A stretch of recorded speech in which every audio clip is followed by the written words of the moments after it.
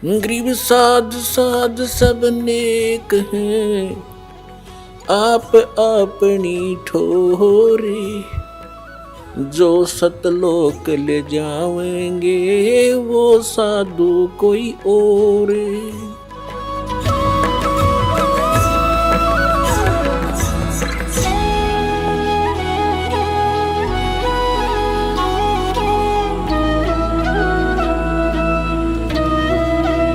अब आपको दिखाते हैं श्री शिव पुराण के अंदर कि ब्रह्मा और विष्णु और शिव जी के कौन है माता पिता।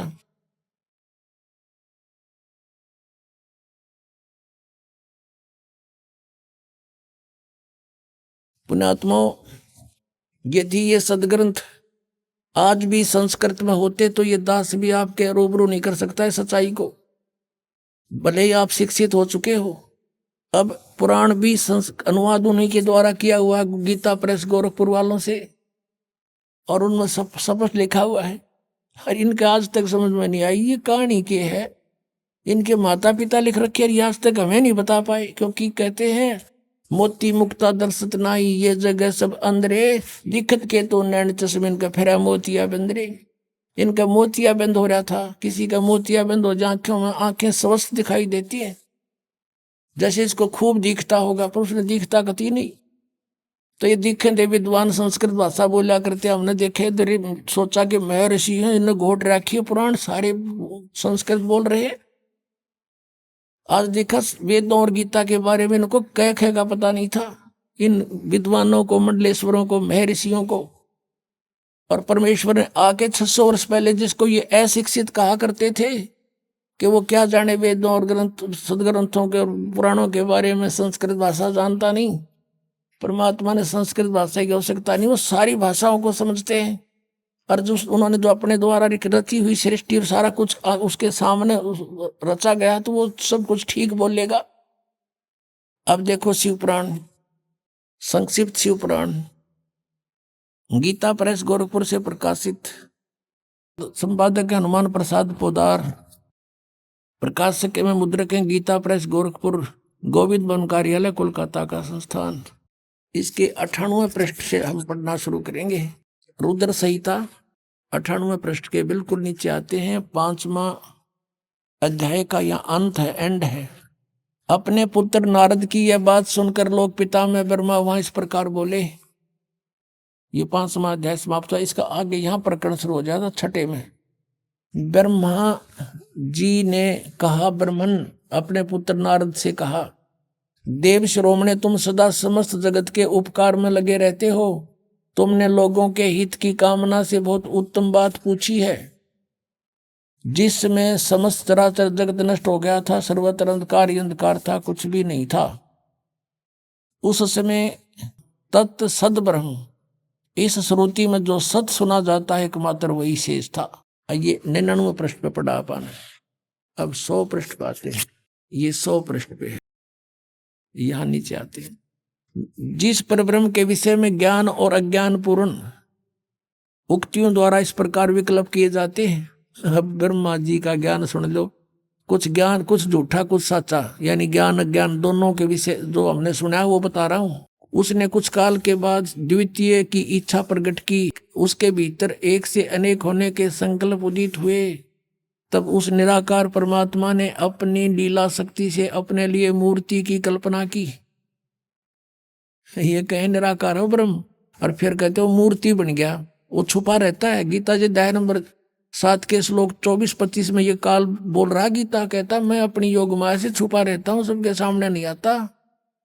तो ये क्या करता, अपने कभी शिव के रूप में, अपने पुत्र के रूप में, कभी किसी को ब्रह्मा के रूप में दर्शन देता है।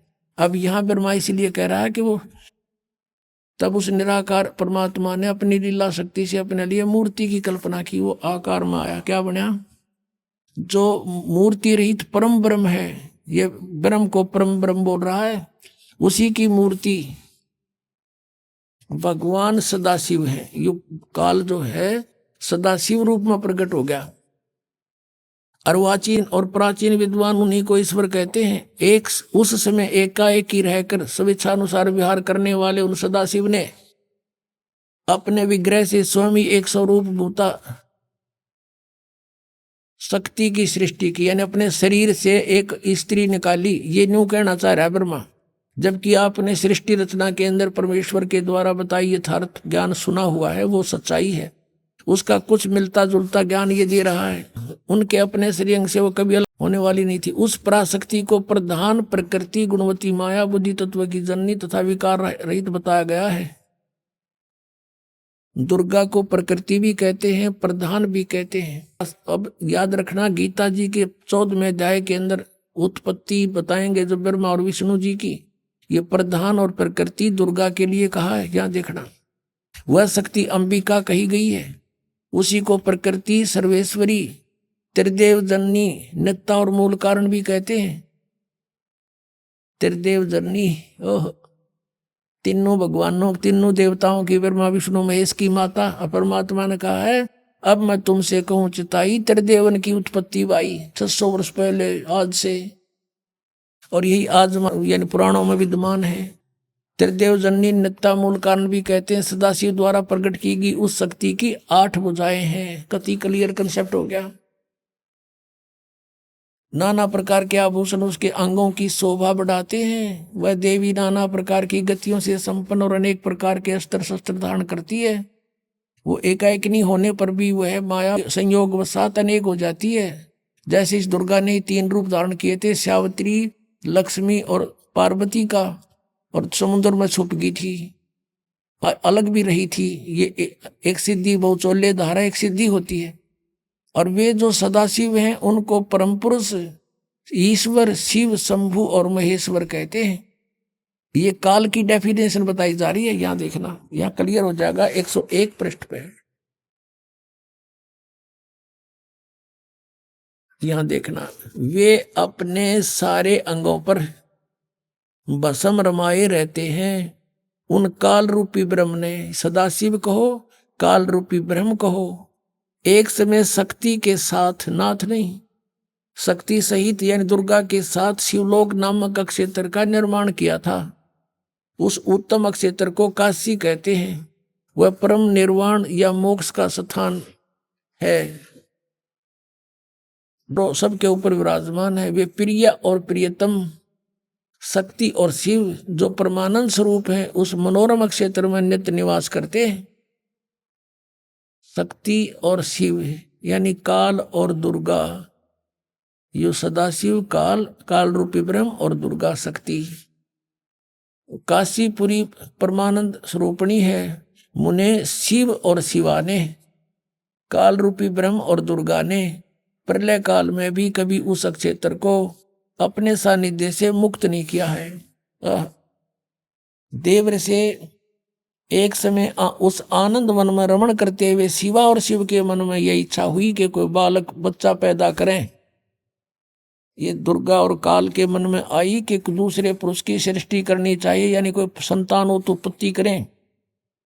जिस पर यह सृष्टि संचालन का महान भार रखकर हम दोनों केवल काशी में रहकर स्वेच्छानुसार विचरें और निर्वाण धारण करें, ऐसा निश्चय करके शक्ति सहित सर्वव्यापी परमेश्वर शिव ने अपने वाम भाग के 10वें अंग पर अमृत मल दिया, यानी पति पत्नी व्यवहार किया। फिर तो वहां से एक पुरुष प्रकट हुआ, एक बालक का जन्म हुआ। देखना 102 पृष्ठ पे।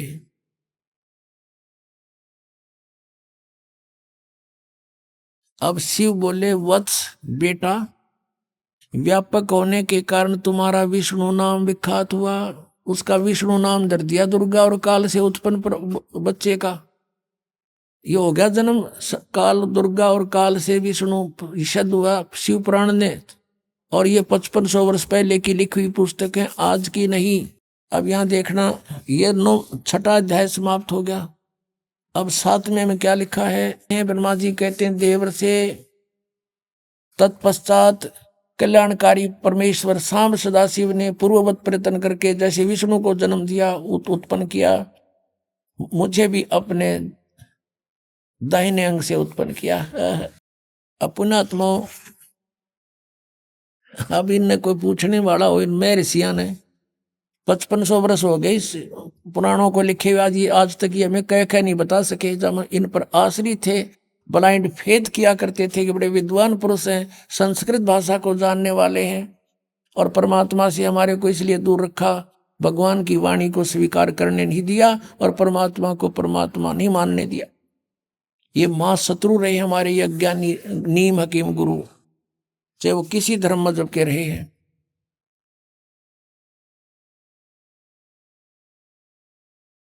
अब यहां पर अब दो तो सिद्ध हो गए कि दुर्गा और काल से शिव और ब्रह्मा जी की, विष्णु जी और ब्रह्मा जी की उत्पत्ति तो स्पष्ट होगी, कंसेप्ट क्लियर हो गया।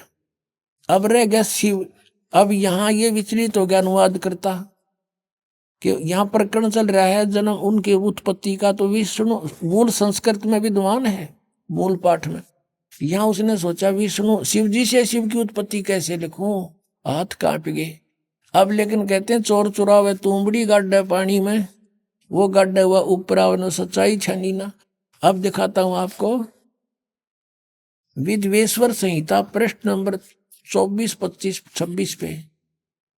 एक समय ब्रह्मा और विष्णु जी का इस बात पर झगड़ा हो गया। ब्रह्मा जी कहते मैं, विष्णु जी को कहते मैं तेरा बाप, और विष्णु जी कहते मैं तेरा बाप। अब युग इनको ऐसा भ्रम क्यों हुआ? क्योंकि काल ने प्रतिज्ञा कर रखी है कि मैं अपने वास्तविक शरीर रूप में कभी किसी को दर्शन नहीं दूंगा। तो साधकों ने साधनाएं की, हठयोग किया, किसी को ब्रह्मा के रूप में दर्शन दे दिया। जो त्रिलोक इसका पुत्र ब्रह्मा साक्षात सबको दिखाई देता है, देवता है।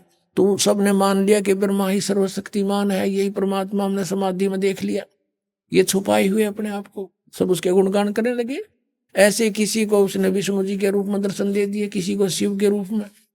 तो कोई कहता नहीं विष्णु जी सर्वशक्तिमान है, कोई कहता नहीं शिव जी सर्वशक्तिमान है, यही भगवान है। ये छुपाए रहे अपने आप को। तो इनका भ्रम हो गया कि हम भगवान हैं। तो इन दोनों ने आपस में झगड़ा कर दिया। तो ऊपर से इस काल ने इनके बीच में एक सफेद पिलर खड़ा कर दिया, जिसको शिवलिंग बोलते हैं। तेजों में से चमक निकली बहुत की नहीं। तो ये हैरान रह गए, युद्ध बंद कर दिया, उसको देखने लगे ऊपर नीचे जाकर। फिर यू काल प्रकट हो गया शिव के रूप में, अपने पुत्र शिव के रूप में, और इन दोनों को फिर शिक्षा देने लगा। देखिएगा विद्वेश्वर संहिता, ये संक्षिप्त शिव पुराण प्रश्न नंबर 24, 25 पे यहां देखिएगा विद्वेश्वर संहिता। और यहां आते हम, ये दोनों देखो भगवान ब्रह्मा और विष्णु लड़ रहे थे, इनके बीच में ये पिलर खड़ा कर दिया स्तंभ। फिर वो खुद आ गया शिव के रूप में। नीचे देखिएगा। अब ब्रह्मा और विष्णु ने पूछा प्रभु सृष्टि आदि 5 कृत्यों के लक्षण क्या हैं, ये हमें हम दोनों को बताइए। भगवान शिव बोले, ये काल बोला मेरे कृत्यों को समझना अत्यंत गहन है, तथापि मैं कृपा पूर्वक तुम्हें उनके विषय में बता रहा हूं। ये 5 अपने कृत्य बता दिए। ये देखना, ये 25 पे हमने पढ़ा, अब 26 पे पढ़ रहे हैं।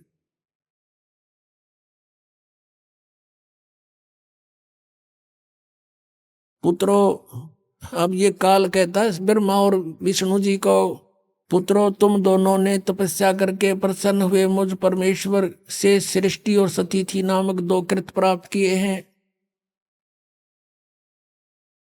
तुमने, तुम्हारे को जो एक विभाग दिया है वो मैंने दिया, पर तुमने पहले तपस्या की, तप के बदले में दिए हैं। ये दोनों तुम्हें बहुत प्रिय हैं। इसी प्रकार मेरी विभूति स्वरूप रुद्र और महेश्वर ने, ये मैं नहीं है, ने 2 अन्य उत्तम कृत्य संहार और तिरोभाव मुझसे प्राप्त किए हैं। अब देखो 4 हो गए। ये 2 तो ये हो गए तुम दोनों ने, ब्रह्मा और विष्णु जी, और रुद्र और महेश्वर, और बोलने वाला 5वां सिद्ध हो गया, ये भी इनका पुत्र है। अब पुण्यात्माओं,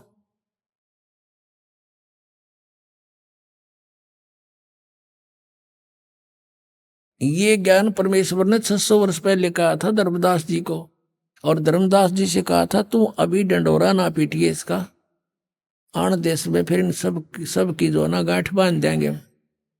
अभी तो ये हमने मूर्ख समझ रहे हैं, जनता हमारे बच्चों को मुझसे दूर किए बैठे हैं। बिचली पीढ़ी आओगी जब देखेंगे इन्हें। अब सब अक्का बक्का रह गए, अब इनके पास कोई जवाब नहीं। जनता इनसे प्रश्न करती है कि तुम कहाँ सोया करते, मैं ऋषि हो, ये तुमने बैठा बैठा दिया, सारे समाज में भूत बना दिए, शास्त्र विरुद्ध ज्ञान सुना दिया। अब इनके बीड़ी धरती हो पृथ्वी होगी, इनको मुश्किल माचेगी। सारे पंथाड़ा ने देख लिए। अब ये टीवी पर चलता है, पुस्तक भेज रहे हैं बड़ा बना करके, इसको पढ़कर समझदार बुद्धिमान समाज आज कोई बालक नहीं है। गॉड गिवन माइंड आज के बच्चों में। अभी न पता ही ना था, कोई विकल्प नहीं था, कोई तुलना करने का कोई तरीका किसी ने बताया नहीं, किसे तुलना करें किसके ज्ञान की। आज ये कंसेप्ट क्लियर करके धर दिया, माप के देख लिए सबने। ये ISI मार्क है जो दास ज्ञान देता है, सब सदग्रंथों में प्रमाणित है। अब वो पूछ रहे हैं उन गुरुओं से, उनको मुश्किल माच रही है और बुद्धिमान लोग भाग भाग करा रहे हैं। कबीर परमात्मा कहते हैं कि डूबे थे पर उबरे, गुरु के ज्ञान चमक, और बेरा देखा दरदरा उतर चले फड़क। कबीर परमात्मा हमें समझाना चाहते हैं, इन मूर्ख गुरु के पीछे लाग रहे हो, और जब सतगुरु का ज्ञान सुना देखा है तो डूबो होगा हमने। कि पहले बेड़े हुआ करते, नौका के स्थान पर फ्लोटिंग जो है ना, एक फ्लोटिंग बना लिया करते, पूरा लंबा चौड़ा लकड़ी इसका सूखा, और उसको ऊपर फूस फास के ऊपर डाल लेते थे लकड़ ऊंचे ऊंचे, तो वो बेड़ा बोला करते, बेड़ा। और उस बेड़े के ऊपर बैठ के पार करा करते दरिया को, बहुत पुराने समय का वो है। तो कहते हैं परमात्मा कहते हैं कि जब तुम्हें संत मिल जावे सच्चा गुरु, तो इस तरह जंप लगा जाना उस डूबने वाले बेड़े तय, भाग लेना। कैसे कि डूबे थे पर उबरे, गुरु के ज्ञान चमक, गुरु के ज्ञान को देखकर ऐसे चमक गए नो, एकदम चौकस हो गए, चौकन्ने हुए कि किसी ने बता दे नो देख डूबेगा, ये टूटा पड़ा बेड़ा तुम्हारा, आ जाइए, ये बिल्कुल ठीक है, इस पर आ जाओ फटाफट। तो कहते हैं यूं देख के अपने बेड़े को, टूटे हुए को, एकदम फड़क के कूद गए दूसरे पे।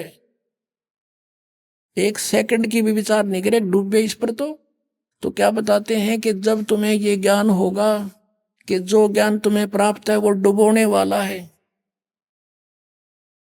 तो ऐसे वहां से तुरंत भागना पड़ेगा, जैसे एकदम जंप लगा कर जान बचाने वाली बात होती है।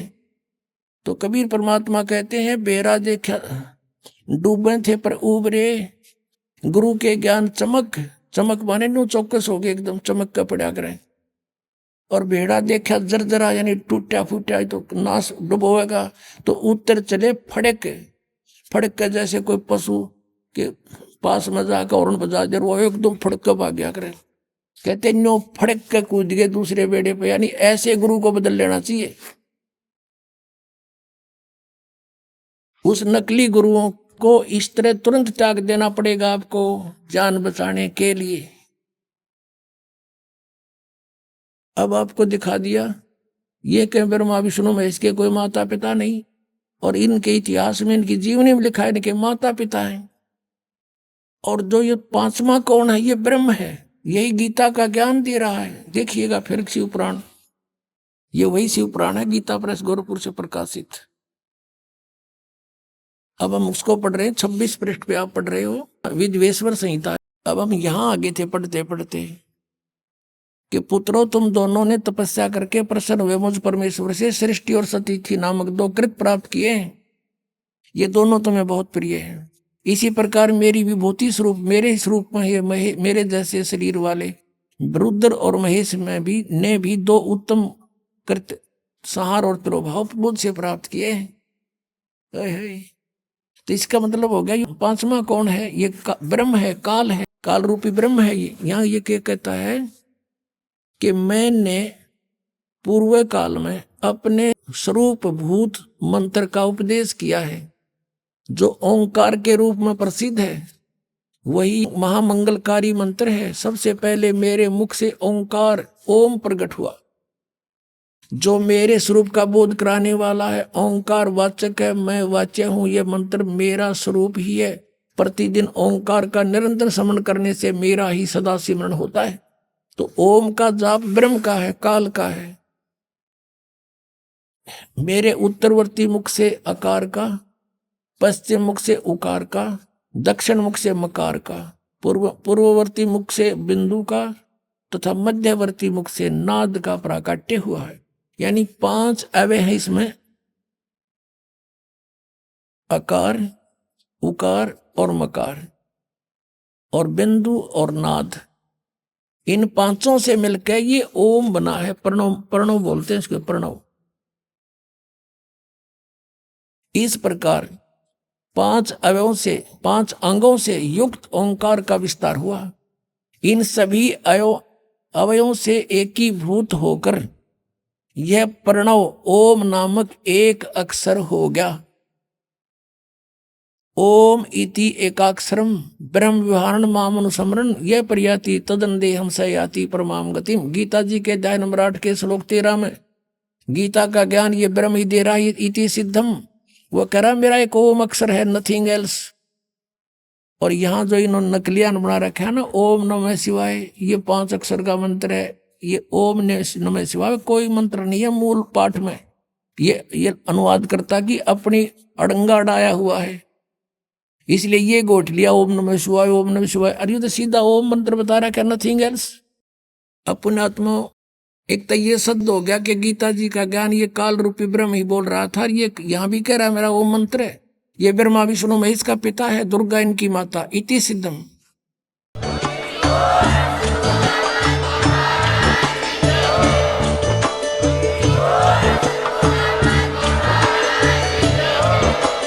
आप सुन रहे थे जगत गुरु तत्वदर्शी संत रामपाल जी महाराज जी के मंगल प्रवचन। अधिक जानकारी के लिए विजिट कीजिए हमारी वेबसाइट www.jagatgururampalji.org। संत रामपाल जी महाराज जी के शुभ आशीर्वाद से पूरे विश्व भर में 500 से भी ज्यादा नाम दीक्षा केंद्र हैं, जिन पर संत रामपाल जी महाराज जी द्वारा ऑनलाइन निशुल्क नाम दीक्षा दी जा रही है। अपने नजदीकी नाम दीक्षा केंद्र का पता करने के लिए संपर्क करें 8222880541।